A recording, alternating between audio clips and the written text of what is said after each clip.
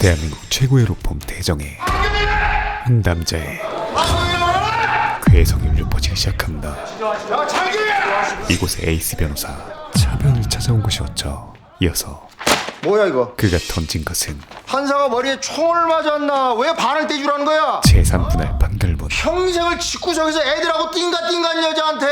판단은 판사님이 하시는 거라 그런데 억울하시면 항소하시죠. 단 1g의 동요도 없이 그리고 반말하지 마세요. 그 누구보다 침착하게 남일처럼 얘기할 거야? 남일 맞습니다. 그저 팩트로만 변호사는 선생님을 대변해드리는 거고 판결은 판사 일, 재산을 주는 것은 선생님의 일. 그러니까 엄연히 남일 맞습니다. 제대로 후드려 펴주기 시작합니다. 아 근데 이 여자가 보자니까 이씨. 그럼 상담 잡아드릴까요? 정말 감정이라고는 1도 없어 보이는 이게 아주 손 날란 거구만. 티발씨 변호사였죠. 여기서 그리고 한 걸음 더 가시면은 저희 고객에서 피고소인으로 지위가 바뀌실 수도 있어요. 로펌에서 폭력을 휘두른다는 것은 자살 행위란 것도 아주 정확하게 파악하고 있었습니다. 그렇게 진상 고객은 물러가고 몇 분 뒤 새 클라이언트를 보자마자 딱 봐도 외도네. 그의 의뢰 사유와 설득해서 적당히 합의로 끝내세요. 해결책까지 제시해버리죠. 외도가 아닐 수도. 얼굴에 결핍이 보여. 겉모습만으로 판단할 수 있을까요? 여자들이 좋아할 만한 깔끔한 옷차림, 자연스러운 터치, 그녀는 그렇게 단 10초 만에 적당한 친절함, 딱 외도 재질이잖아. 겉모습만으로 의뢰인의 모든 것을 파악해버린 것이었습니다. 와이프한테 소장 받아오셨네. 아들은 꾸역꾸역 증인하라고 데리고 왔고. 잘 해보세요. 이어서 그의 서류를 검토해보자 진짜? 진짜로 외도네. 차변인 말은 그대로였죠. 대체 뭐하는 변호사인 걸까요? 굿파트너 바로 시작합니다. 몇 시간 전 설레는 마음으로 첫 출근을 준비 중인 신입 변호사 한유리. 합격하면 그녀의 꿈은 기업팀에서 일하는 거 맞는 거죠? 기업팀 법무법인의 에이스 변호사가 되는 것이었죠. 연락드리겠습니다. 그런데 그녀가 안내받은 층수에 15층. 이용 전문팀이라는 글귀가 보입니다. 기업팀은 13층인데?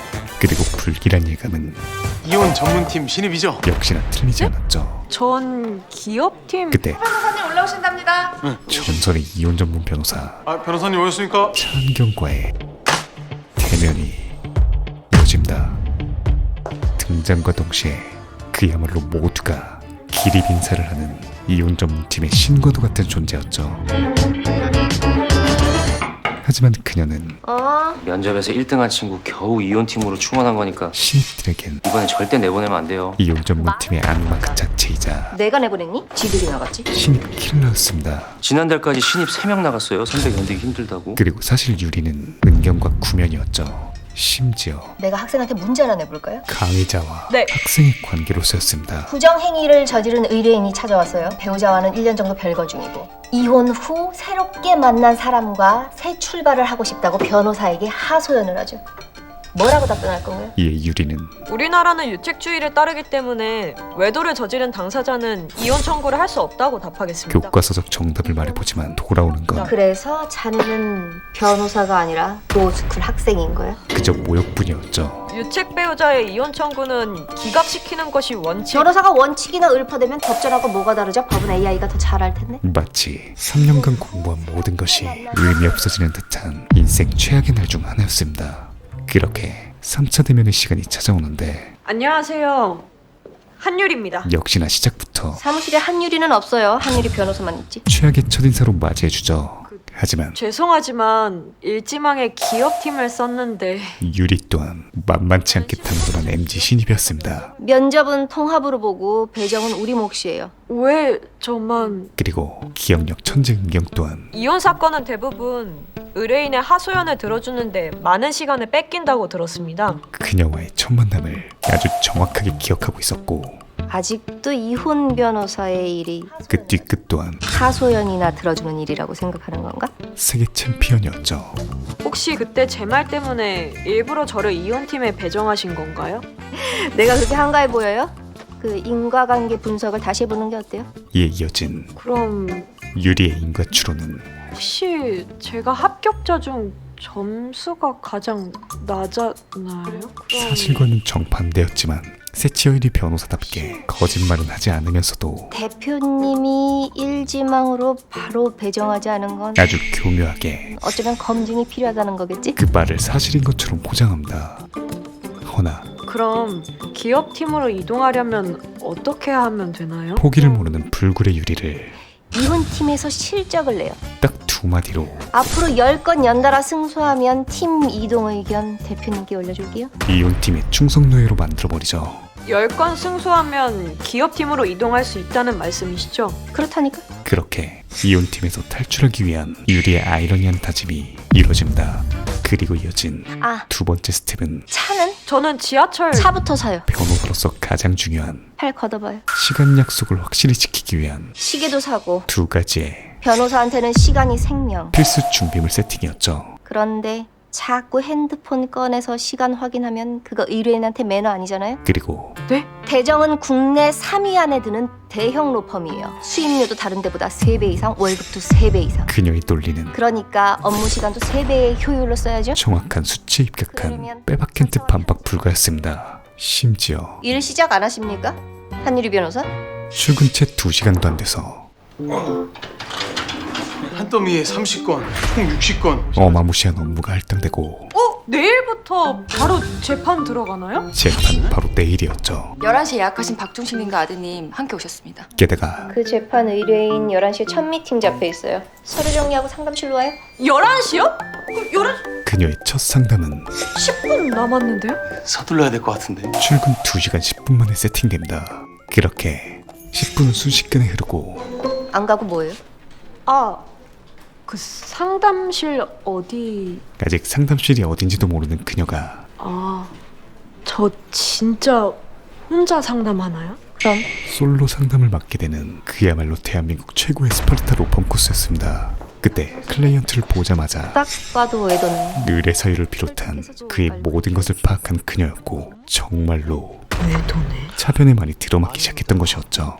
아닙니다. 하지만 저 와이프 말고 다른 여자는 생각조차 해본 적이 없습니다. 의뢰인의 말투에서 또 진정성이 느껴집니다. 소장에 보면 증거가 안 붙어있긴 하네요. 증거가 없으니까요. 있을 수가 없죠. 바람을 핀 적이 없는데. 너무나도 억울해 보였죠. 장은지라는 여자 누군가요? 내연녀가 아니란 거죠?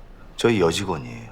그럼 원고가 왜 이런 소장을 낸 거죠? 의뢰인의 주장은 와이프가 의부증이 있습니다. 원고의 의부증, 그것도 야, 이 연놈들 어딨어? 매일같이 회사에 찾아올 정도로 심각한 지금 창고에서 재고 파악 중이지. 니네 아주 다 한 통 속이지? 그 새끼가 얼마 주더? 의부증 말기 수준이었습니다.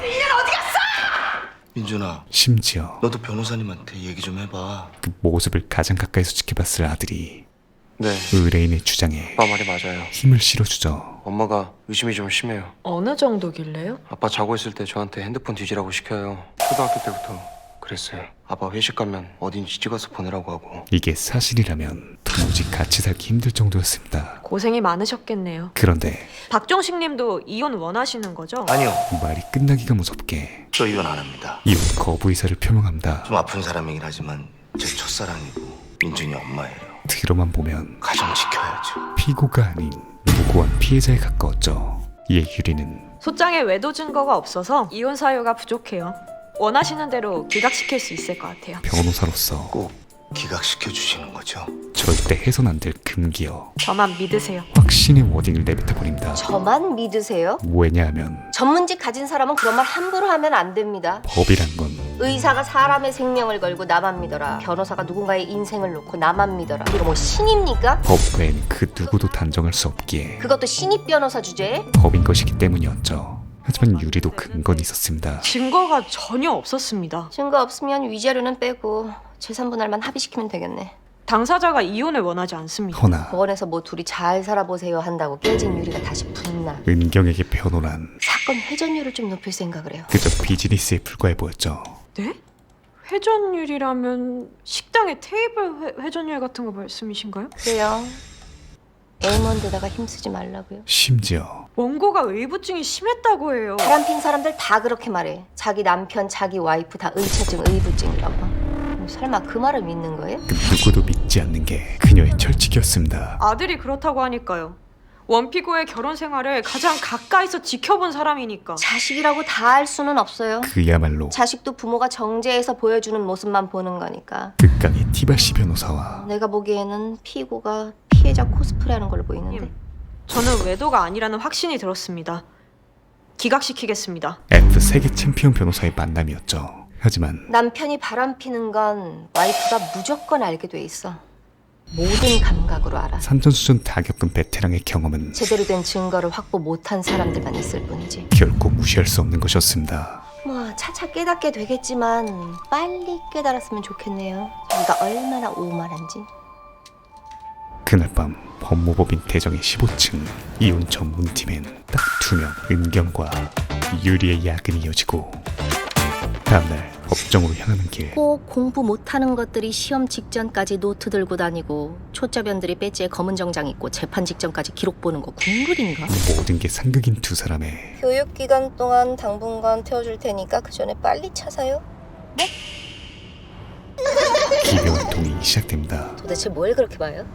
둘은 그 판사님이 뭘 물어보실지 몰라서. 학생과 강의자로서 만났을 때와 걱정이 뭐 학교인가? 단 1도 달라진 게 없었죠. 문제 듣고 정답 맞히는 거 의미 없어요. 또다시 폭풍 갈굼이 시작되지만 재판은 판사를 내 페이스대로 설득해가는 과정이에요. 유리 또한 네, 그래도 첫 재판이니까 잘 알고 가야죠. 아주 착한 말투로 할 말은 다 아는 타입이었습니다. 판사가 묻는데 대답이 막히면 다음 기일까지 제출하겠습니다. 한마디면 돼요. 태연하게. 차변이 재판 치트키를 알려주지만 네. 누가 봐도 듣고 흘린 제스처였죠. 몇 시간 뒤 재판이 시작되는데 피고 1측 이혼 의사가 어떻습니까? 유리는 피고는 이혼에 부동의합니다. 원고의 의부증으로 오히려 피고 1은 혼인기간 내내 고통받아야 했습니다. 오히려 원고에게 유책이 있으므로 본 청구는 유책 배우자의 이혼 청구로 기각되어야 한다는 주장입니다. 싱핑다운 법률 교과서적 내용과 그리고 사회생활을 하기 힘들 정도로 자녀를 시켜 피고 1의 휴대폰을 몰래 보고 감시차 회사에 찾아온 것도 여러 번이었습니다. 그에 걸맞는 국어책 읽기 신고까지 시전해준다. 7월 22일 그리고 9월 3일 등 변호사님, 날짜는 기록에 다 나와 있으니까 설명 안 하셔도 됩니다. 은경의 심기는 점점 불편해지기 시작하죠. 재판장님 그런데 그때 죄송합니다. 원고 측 변호사가 도착하고 결론 계속하시죠. 네, 역시나 차변의 합의 추천을 무시한 채 증거도 전혀 없이 위자료를 청구하고 기각 목표로 달려가던 그때 재판장님 원고가 변호사 선임을 늦게 하는 바람에 오늘 오전에 증거를 제출했습니다만 피고 측에서 아직 확인을 못하신 것 같습니다. 싸늘한 소식이 들려옵니다. 예, 화면 띄워주시죠. 이어서 화면에 보인 증거는 차마 눈뜨고 보기 민망한 빼박힌 듯 파렴치 불린 증거였죠.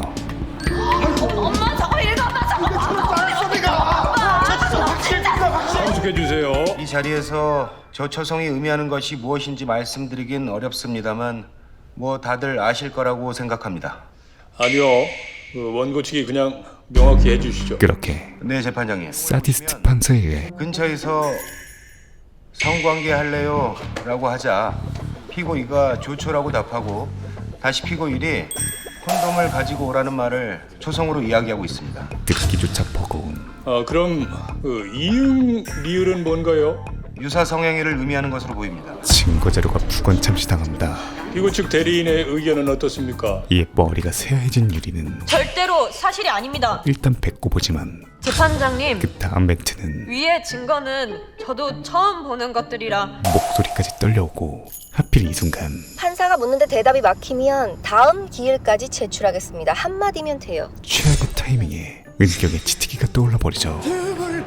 다음 기회까지 답변 제출하겠습니다. 그렇게 그녀의 첫 재판이자 최악의 재판이 허무하게 끝나버립니다. 심지어 나오자마자 생전 듣도 보도 못한 그따구로 밥 먹고 사는 거 누가 의미도 알고 있냐? 패드립을 변호사가 되고 나서 듣고 말죠. 폭행죄, 모욕죄에 해당하세요. 게다가 놓으세요. 야 이거사 너 박종식이 첩이지? 말도 안 되는 인신공격까지 당신 사실 확인하고 변론 똑바로 해! 평생을 꿈꿔왔던 변호사는 어디 할 게 없어서 첩지를 하냐? 그녀가 상상했던 것과는 58,000% 달랐습니다. 이 정도면 재판에 이게 뭐야 진짜. 굳이 차변 때문이 아니더라도 그만둘 것 같은데 엎친 데 덮친 겨 도망쳐온 화장실로 저 변호사년 원고팸이 들어와 버리죠. 분명히 박종식 새끼 애인이야. 둘이 앉았으면 저렇게까지 할 리가 없지.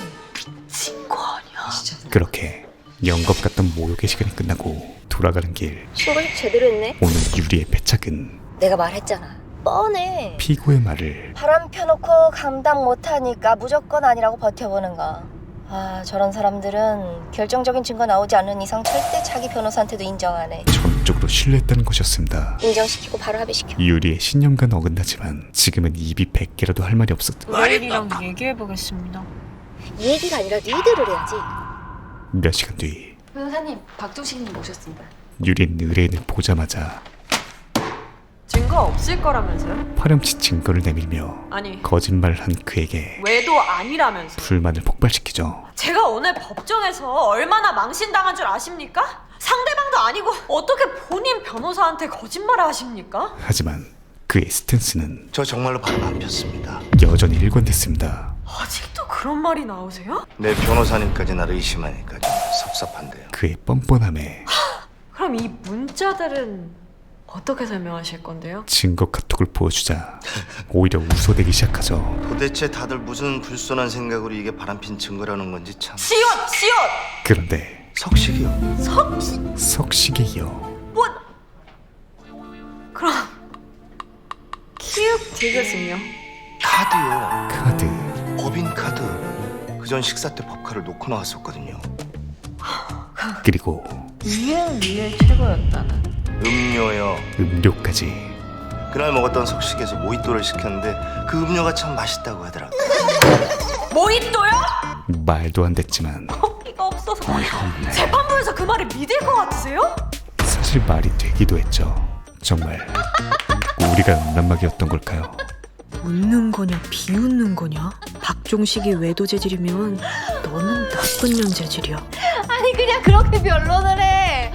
오, 변호사보다 낫다. 이제 신입변호로 스카우트 할까봐. 진짜로 이렇게 변론을 해요? 믿기지가 않는 차변의 조언이었지만 한변, 그녀는 진지했고 우리는 대리인이야.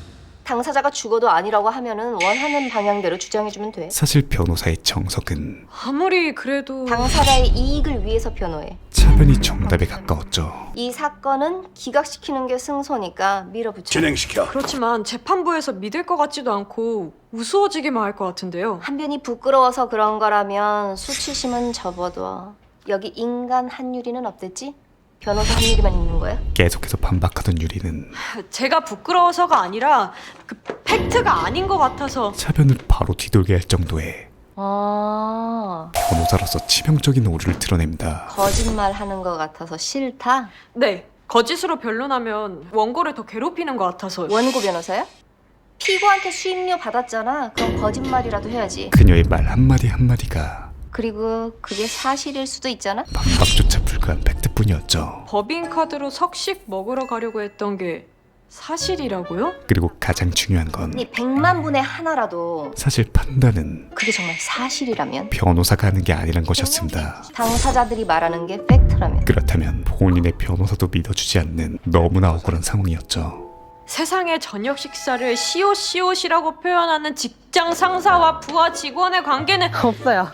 없죠. 그건 한변 생각이고, 판단은 변호사도 결국 서비스업이야. 변호사의 업이 아닌 판단은 판사 몫이지 변호사의 일이 아니라고.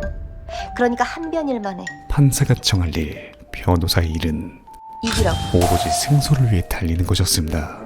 며칠 뒤 열린 2차 재판날, 변호사님, 결국 정말입니까? 유리는 키역 디귿 시옷이 차변이 시키는 대로 카드로 석식하자는 뜻이다. 재판의 스타트를 끊습니다. 네, 재판장님.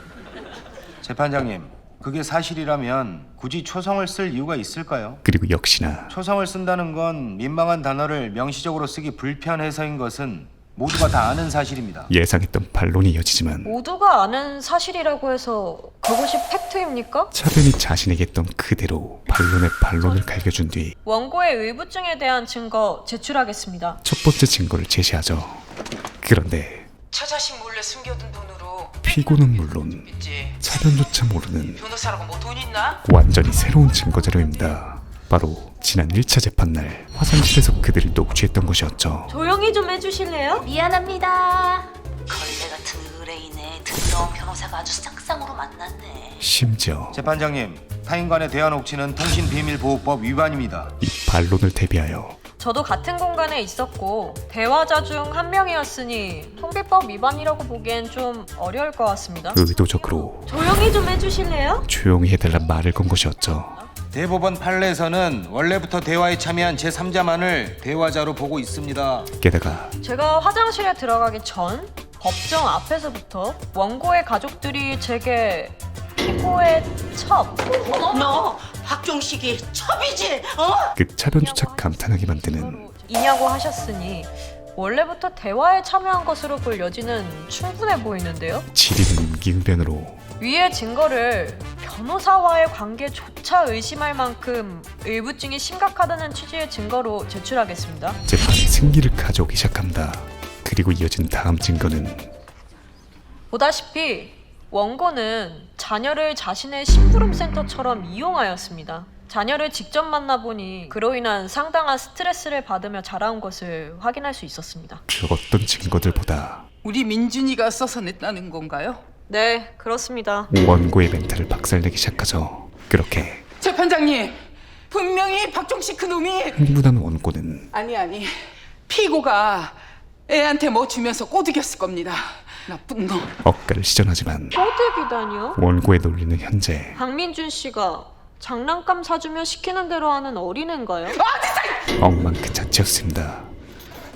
이어서 어디서 우리 아들 이름 함부로 입에 담아? 잔뜩 흥분한 원고와는 대비되게 박민준 씨는 원피고의 혼인 생활을 수십 년간 지켜본 증인이고 성인입니다. 확실한 논리로 재판을 지배해버리죠. 그런데 지난번에 신청했던 사실조회에서 피고 1이 아들 박민준 씨에게 3천만 원을 지급했다는 사실이 확인됐습니다. 또 하나의 변수가 자료 띄워주세요. 등장합니다. 정말로 무려 3천만 원을 송금한 기록이었죠. 그럴 줄 알았지. 아빠한테 돈 받고 가짜로 써준 거에 저친수서. 하지만 아닙니다. 차변의 가르침을 깨우친 한변 페이지 2는 3천만 원은 무슨 명목으로 지급한 거죠? 단 한 번의 과외로 용돈입니다. 차변보다 뻔뻔한 철면피 병서로 거듭납니다. 용돈을 3천만 원이나 주는 사람이 어디 있습니까? 재용이 형인가요?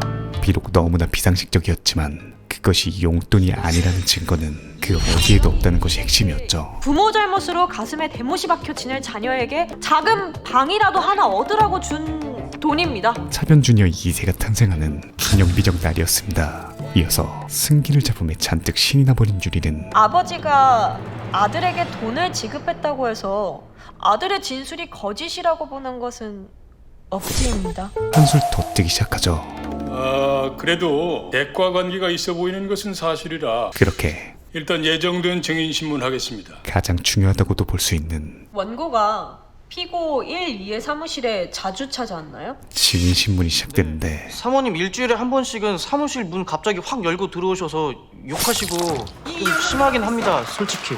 사모님 들이닥치시면 말리느라 힘들어요. 그것 때문에 회사 그만둘까 생각한 적도 여러 번이에요. 그들의 증언은 기울어진 무게추에 더욱 힘을 실어주었습니다. 피고 1과 피고 2가 반면 사무실에서 내연 관계로 의심될 만한 행동을 한 적이 있죠. 반대 신문은 자주 외근을 나가시긴 하는데 그런 건 전혀 못 느꼈습니다. 제대로 조져버리며 회사에서 피고 1이나 2가 저녁 식사를 석식이라고 한 적이 있습니까? 피고의 승률은 잠깐만요. 다들 오늘 중식으로 냉면 어때요?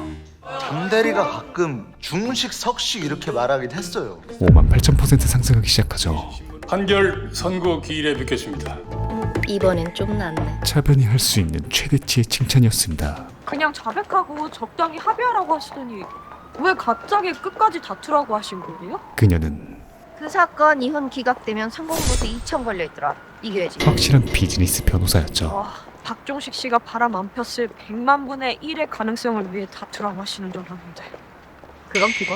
하지만 근데 아주머니는 저렇게 이혼하고 싶어 하시는데 혹시 이혼이 안 되면 유리는 여전히 지금 이길까봐 걱정하는 거야? F 감성을 버리지 못하고 있었습니다. 오만하네. 58,000원인데 그런 게 아니라 한편은 태도가 거만해. 그렇게 본인이 뭔가 판도를 좌지우지할 수 있다고 생각하나 봐. 다시 한번 판사 코스프레 그만하고 변호사 일만 하세요. 팩트를 후드려 맞으며 아주 그냥 드라마 속 변호사. 정신개조를 당하죠. 이어서 혼자 집에 가는 길 원고의 등짝 스매싱을 목격하게 됩니다. 내가 널 어떻게 키웠는데 엄마한테 이래. 너 미쳤어? 그때 지켜보던 피고가 깜짝 파티 피들스틱을 시전하고 네가 왜 여기서 나와? 이는 바빠서 재판 못 온다더니. 아, 여기들 모여서 작당질하고 있었구만. 아니요, 그런 거 아니고요. 원고의 의심병에 니들 붙어 먹었지? 불을 붙이기 시작하죠. 인정을 하란 말이었죠. 당장 사과하세요. 그렇게 개판 싸움이 사과는 네가 해야지. 자판기처럼 돈만 먹으면 거짓말 술술 찍어내서 남의 인생 망치고 다니는 네가! 시작됩니다. 이렇게 막 나가시니까 가족들이 등을 돌리죠. 저 하나로 지치겠어요. 그런데 그때 그만들 좀 하세요. 20년을 참아온 아들이 지긋지긋하다고. 응축됐던 분노를 20년 동안 한 게 모자라. 제발 좀 아니 그 서러움을 그만 좀 하시라고요. 표출하기 시작하죠. 그리고 원고는 어린 변호사 따위가 뭘 알아. 아니 내가 왜 이렇게 막 나갔는지 왜 이렇게 됐는지. 한 어머니는 저 인간 민준이 5살 때부터 벌써 6번째 바람이야. 남편의 파렴치한 전적을 소리내어 매번 다른 여자랑 우리 집 안방에서 그 짓거리 하는 거 다 봤다고. 네. 울부짖기 시작합니다. 무슨 소리야? 그거 다 오해라니까. 어? 아, 취하고 잘 살아봅시다. 어? 이미 한참 전에 멘탈을 놔버린 그녀가 바라는 것은 그럼 인정하라고 안 할 테니 단 한 가지였죠. 이혼이라도 해줘. 나 달라고 나쁜 새끼. 하지만 그것마저 오늘 유리가 막아버린 것이었습니다. 그렇게 하루 종일 그녀의 울부짖음이 잊혀지지 않았죠. 비록 판단은 판사의 몫이었지만 이혼이라도 해줘. 유리의 머리가 나 그녀의 가슴이 한 어미의 절규를 진실로 판단했기 때문이었습니다. 며칠 뒤 재판의 결과는 역시나 저부터 피고의 승리였죠. 재산 분할도 못 받고 그 새끼 소송 비용까지 내가 다 물어내야 된대. 이런 법이 어딨어 세상 천지에. 남편의 외도가 정말 사실이라면 실로 복장이 터질 만한 일이었습니다. 이어서 피고에게 승소 소식을 전하기 위해 전화를 거는데 한 여자가 전화를 받죠. 박종식 씨 폰 아닌가요? 그의 외도는 사실이었습니다. 아이고 변호사님, 제가 좀 화장실 좀 다녀오느라고 판결은 어떻게 됐습니까? 그렇게 승소했어요. 예, 너무나도 찝찝한 수고하셨습니다. 그녀의 첫 재판이 아이러니한 승소로 마무리되죠. 그날 밤 승소 기념 회식이 열리지만 승소 축하해요. 축하를 받아도 자, 승소 축하합니다. 아, 승소했다고 너무 들뜨지 말고 앞으로 낮은 자세로 배웠으면 해요. 그게 싫으면 지금이라도 개업하고. 차변에 꼽을 먹어도 술을 마셔도 그녀의 기분은 이겼는데 표정이 왜 그래요? 그러게요. 마치 저 이긴 거 맞죠, 변호사님? 패소한 것 같았습니다. 원래 첫 사건은 이겨도 저도 찝찝한 거예요. 너무 첫 술에 배부르려고 하지 말고. 이어진 택시 안에서 차은경 변호사. 아주 익숙하고도 안녕하세요. 여러분의 변호사 차은경입니다. 불쾌한 목소리가 변호사님들은 열심히 싸워도 늘 승소하는 거는 아니잖아요. 들려오기 시작하죠. 결과가 두려우실 것 같아요. 원망을 들을 수도 있잖아요. 아이고, 네, 그런 거 맞아요. 1도 신경 안 쓰니까 걱정 마세요. 이어서 하나하나 다 제 일이다 생각하고 싸우다 보면 결국 제가 원하는 결과에 도달해 있더라고요. 들으면 들을수록 가정을 항상 최우선의 가치로 생각하고 있어요. 그래서 어쩌면 노력 끝에 최후의 선택을 할 수밖에 없는 당사자들을 이해하고 이를 더 사랑할 수 있는 것 같습니다. 가증스럽다 못해 이제 존경스럽기까지 한 그녀의 라디오를 들으며 유리가 향한 곳은 집이 아닌 회사였죠. 그곳에서 주문 1. 오늘 판결문의 주문들을 보며 를 기각한다.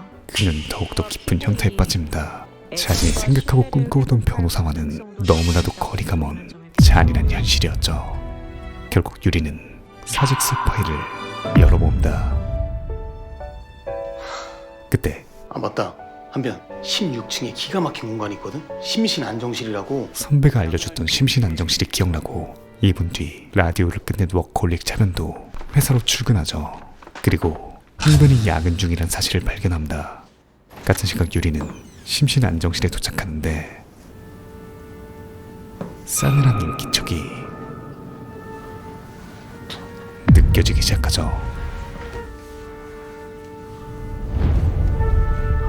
두 남녀가 애정행각을 펼치고 있었습니다.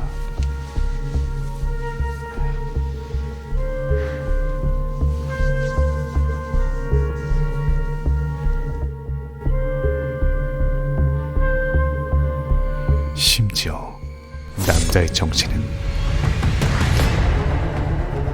우리 사무실에 의사도 있어요? 몰랐어?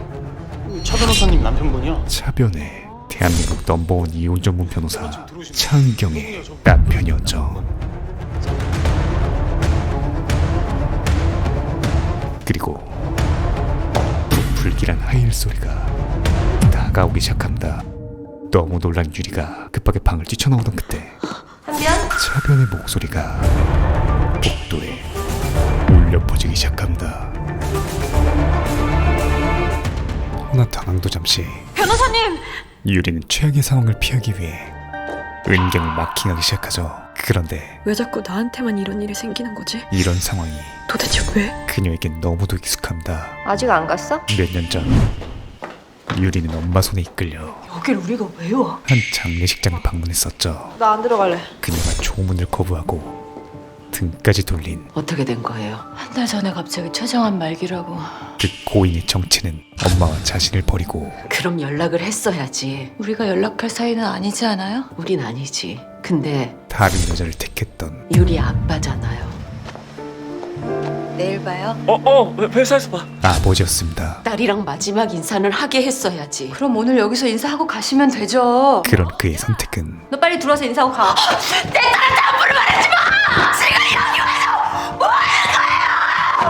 죽은 후에도 선 사람들을 괴롭히고 있었죠. 됐어. 말 섞지마 가자. 허나 그럼에도 불구하고 어머니는 아빠한테 인사드려. 사랑했던 이에 대한 이해를 갖춥니다. 이는 유리에겐 우리 배신해서 벌 받은 거야. 절대 용서되지 않는, 또한 절대 이해할 수 없는 행동이었죠. 치정, 남녀간의 사랑에 있어서 생기는 온갖 어지러운 정이라는 뜻의 이 단어는 그날 유리로 하여금 아빠의 두 여자는 울고 있었다. 서로 다른 이유로. 지독한 염증을 느끼게 했습니다. 하지만 그녀는 현재 15층으로 오랬는데 이혼 전문팀? 그 어떤 분야보다 치정과 떼놓을 수 없는 이혼 전문 변호사가 되었고 얼떨결에 남의 불륜까지 목격한 것이었죠. 아직 안 갔어? 한참을 고민하던 그녀는 결국 판결문 가지러 왔어요. 진실을 말하지 않습니다. 아무도 없을 때 저 사무실 투어 좀 해봤어요. 아니, 변호사님, 말할 경우 벌어질 일련의 과정들이 PTSD처럼 떠오르며 전 여기서 갈게요. 난 좀 더 가서 택시 탈게. 도저히 용기가 나질 않았죠. 다음날 변호사님.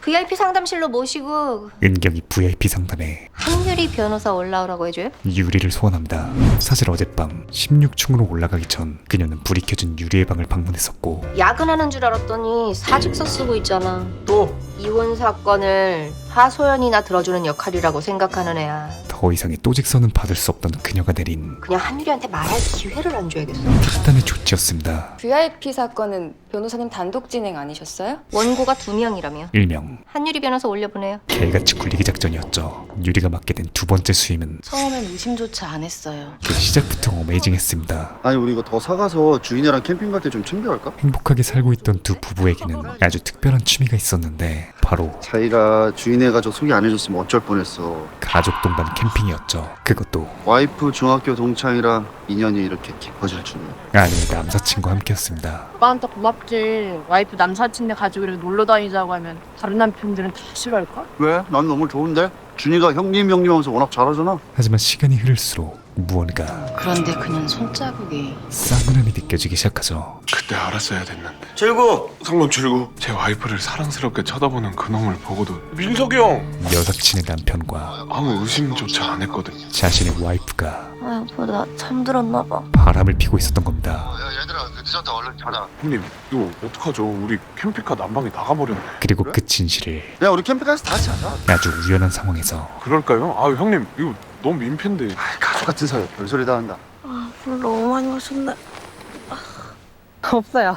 있었는데. 아니 없어요 그냥. 가장 보고 싶지 않은 방식으로 마주하게 된 것이었죠. 그 손가락이 사람과 전쟁 돌고 갈 이 막장 스토리는 진짜 그년 손가락일 줄이야.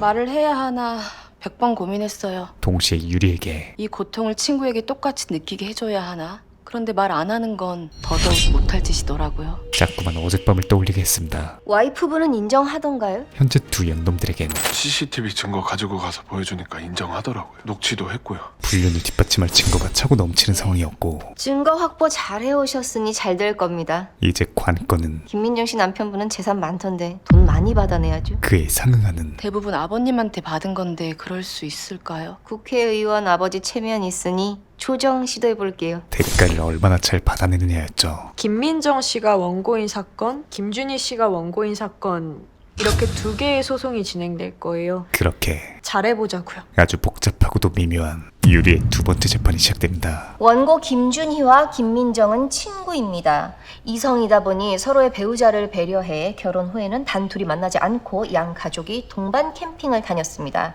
그러다 두 사람의 배우자들끼리 외도를 저지르게 되어 이에 이혼 및 위자료를 청구하였습니다. 그녀는 현재 베테랑 선배도 당황시키는 주말마다 가족처럼 함께 지냈던 사이였기에 원고의 정신적 손해는 여느 불법행위 사건보다 클 수밖에 없다는 점 참고하여 주시길 바랍니다. 열정 58,000%의 상태였죠. 영상 띄워주세요. 이어서 여기 우리 저번에 왔던 데 아니야? 너무나 적나라하고도 여긴 새로 생긴 곳이야? 너무 많이 다녔더니 헷갈려. 파렴치한 그들의 모습이 공개되고 아시다시피 성관계까지 입증되어야 불법행위가 성립되는 것은 아닙니다. 재판이 유리하게 흘러가고 있던 그때 이 녀석은 저희 사랑하는 사이 맞습니다. 부부의 세계 이티오 뺨치는 사랑에 빠진 게 죄는 아니잖아. 귀신아 고개 들어. 우리가 뭐 죄졌어? 초당당함을 선보입니다. 외도를 인정한다. 맞습니까? 그야말로 판사님께서 외도라고 명명하신다면 맞겠지만 내가 하는 로맨스에 저희는 진심을 다해서 만났기 때문에 부끄러울 건 없습니다. 남이 하면 불륜이라는 내로남불 그 자체가 실시간으로 생중계되고 있었죠. 합의로 좋게 마무리되길 원합니다. 이혼 합의는 하겠지만 그때 양육권은 못합니다. 제가 키웁니다. 이 쓰레기가 또 철면피를 시전하는데 본인 자녀 양육권에 대해서는 박민석 씨 와이프가 청구한 사건 할 때 다시 이야기하시고요. 심지어 그러니까 자신의 자식을 비롯 승우, 불륜녀의 자식도 포함한 것이었죠. 승우를 제가 키우고 싶다는 이야기입니다. 정말 수많은 재판 경험의 베테랑 은경도 본인 자녀 말고 최미진 씨의 자녀 승우 말씀이십니까? 이런 경우는 처음이었습니다. 네. 실로 재판장님, 이것도 조서에 좀 기재해 주시면 안 되겠습니까? 부끄러움이라곤 자, 그럼 피고 1의 입장도 같습니까? 네.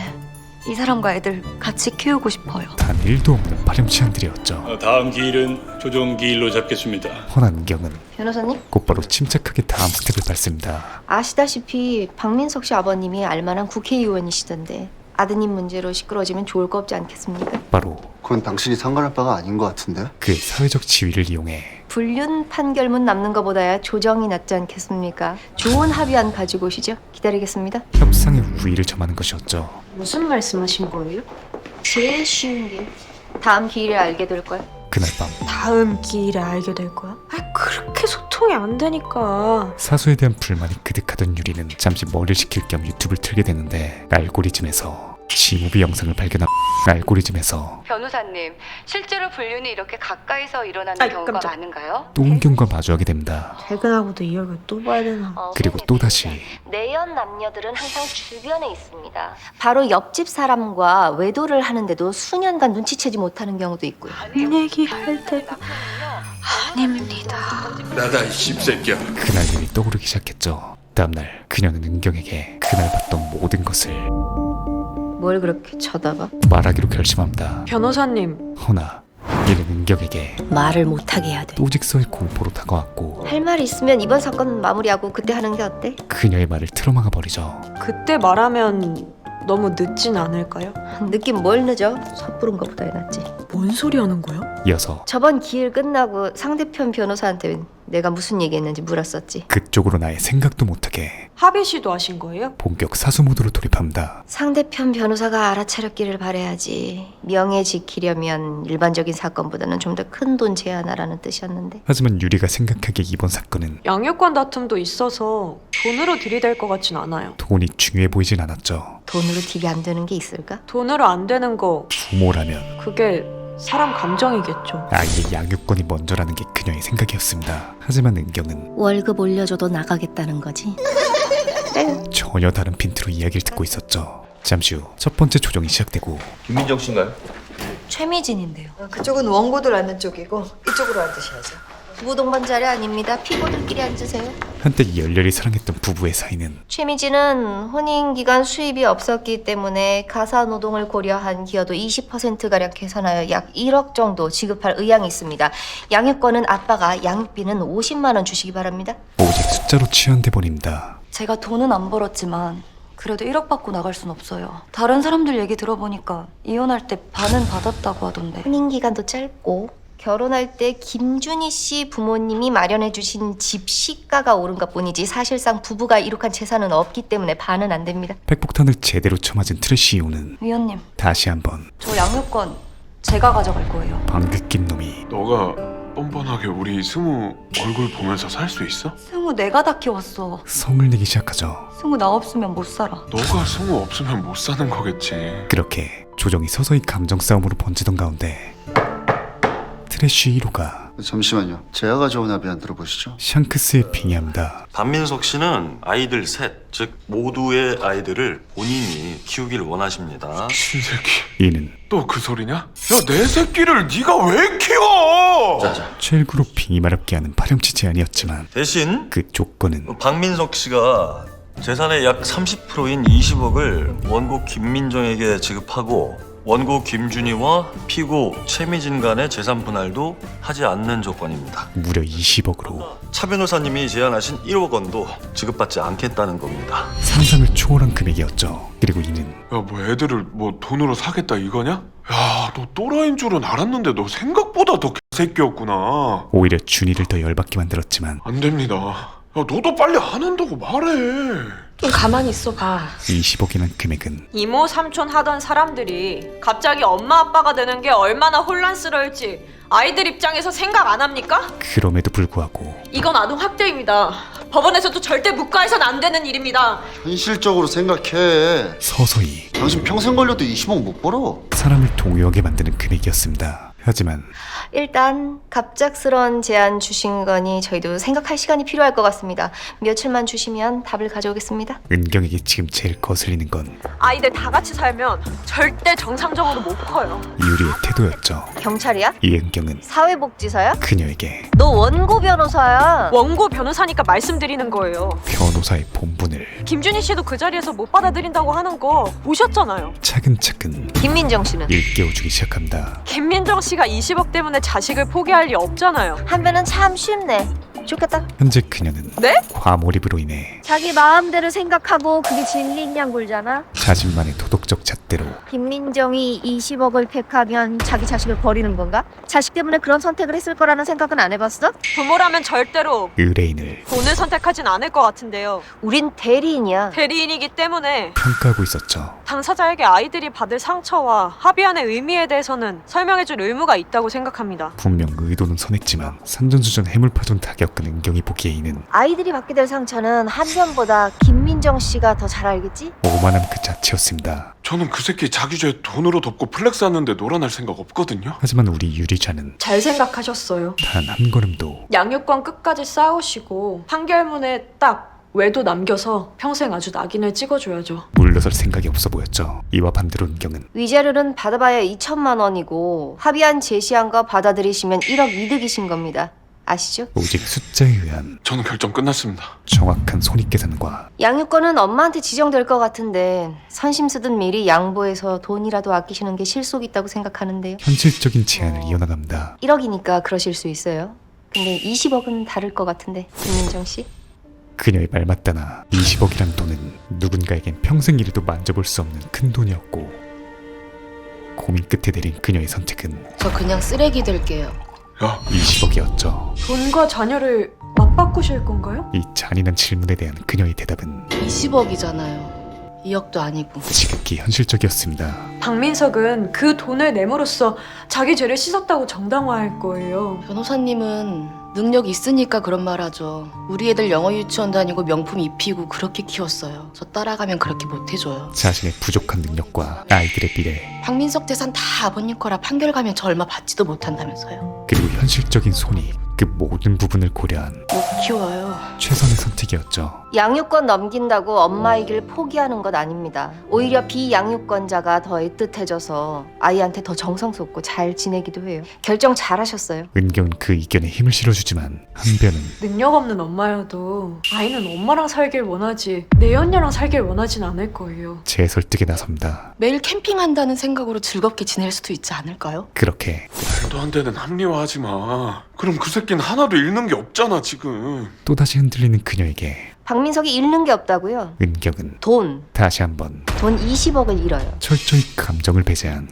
박민석은 와이프도 가정도 돈 20억도 잃은, 여기서 가장 많은 걸 잃은 사람입니다. 객관적인 사실을 그러니 진다고 생각하지 마세요. 이기는 겁니다. 짚어준다. 그리고 그때 아이들이 나중에 이와는 정반대의 유리가 아버지는 자기들을 끝까지 책임진 사람, F감성을 잔뜩 실어 엄마는 떠나버린 사람으로 기억할지도 모르죠. 미래를 재단해버리죠. 이에 은경은 처음으로 한유리 변호사, 그녀에게 한변이 왜 여기서 평가를 해? 소름 돋는 정색을 선보입니다. 선 넘었잖아? 그야말로 사과드려요. 주변 모든 것이 얼어붙는 카리스마였죠. 그리고 그제서야 정신을 차린 유리는 죄송합니다. 진심 어린 사과를 하게 됩니다. 아이들 입장에서 생각하다 보니 사실 아이들의 입장을 수백 번도 더 생각한 사람은 의뢰인이자 죄인이 되어버린 어머니였죠. 어떤 결정을 하시든 그리고 결국 당사자의 선택이 최선의 선택입니다. 선택의 책임은 의뢰인의 몫이었기에 죄책감 갖지 마시고 지금 상황에서의 최선만을 고민하세요. 대리인으로서 두 분 다. 최선의 방법을 제시해줄 뿐 저희 변호사들은 무조건 그 방향에 맞춰 변호하겠습니다.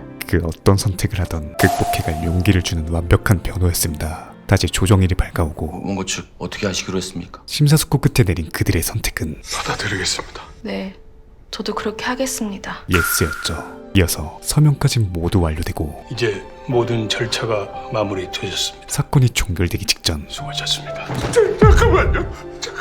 준이의 절규가 이어집니다. 확고하던 그가 조정날 갑자기 양육권을 포기한 까닭은 가사 조사관님들한테 정말 이렇게 말한 건가요? 하나뿐인 아들이 이미 분위기를 다 눈치챈 것 같아요. 물어보지도 않았는데 엄마랑 살게 해달라고 하더래요. 엄마한텐 자기가 필요하다고. 엄마를 원했기 때문이었죠. 그런 그가 할 수 있는 건 오직 우리 애기 바람난 아내에게 잘 키워줘. 울며 부탁하는 것뿐이었습니다. 갑자기 왜 아빠랑 같이 안 사냐고 하면 어떤 선택을 했건 좀 더 많이 벌어야 돼서 어떤 일이 벌어졌건 회사 근처에서 산다고 해줘. 부모에게 최우선은 또 잘못한 거 애한테 절대 말하지 마. 알았지? 자식뿐이었죠. 알았어. 미안해. 내가 잘못했어. 그리고 여기 또 아주 익숙한 장면이 두 여자가 울고 있다. 유리 앞에 펼쳐집니다. 그들은 앞으로 어떻게 살아갈까? 행복한 날들이 처참한 지금으로 바뀌는 시작점은 언제부터였을까? 그렇게 사무실로 돌아가는 길 저는 아직도 그 아이들이 다 같이 사는 건 미친 짓이라고 생각해요. 왜 순진하게 그 말에 꽂혀서 그래? 아직도 시무룩한 유리에게 둘이 정말 합칠 것 같아? 내연남 내연녀들은 다 법원에서 그렇게 말해. 미래를 함께 할 거라고. 은경의 뭐 그렇게 하면 좀 덜 지저분해 보일 거라고 생각하는 건가? 짬밥에서 흘러나오는 안 합칠 테니까 두고 봐. 그래도 김민정 씨는 아이들을 뺏겼잖아요. 소름 돋는 예측이 시작되죠. 뺏긴 게 아니라 맡긴 거지. 조정 결과로 받은 20억은 민정에게 여유를 선물했고 면접 교섭하면서 자주 만나다 보면 슬슬 엄마한테 가서 산다고 하게 돼 있어. 이는 곧 아이들과 자연스럽게 만나는 계기가 되며 박민석도 지금이야 정당성 획득하느라 저러지. 곧 다시 바빠질 텐데 애들 보내고 싶어질걸? 결국 둘에게 주어진 여러 환경적 요인들은 엄마 집에서 며칠 더 자고 와. 그녀에게 점점 양육권을 되찾게해줄 예정이었습니다. 양육권 변경 소송이 쉬운 것도 아니고 아이가 엄마랑 살고 싶어 한다고 양육권 지정을 바로 바꿀 수도 없잖아요. 이거 왜 이래? 그야말로 애가 엄마한테 가서 살아버리면 법원이 뭘 어쩔 거야. 알다시피 유아인도는 강제 집행이 안 되잖아. 58,000수 앞을 내다본 김민정은 결국 부동산도 생기고 애들도 다시 데려오게 될 거야. 이건 완전한 승수. 음스트라다무스의 완벽한 솔루션이었죠. 우린 주어진 상황에서 의뢰인에게 최대의 이익을 가져다 주는 거야. 김민정은 부동산이 생겼고 한변은 물론 가방이 생겼고. 네? 샵으로 가주세요.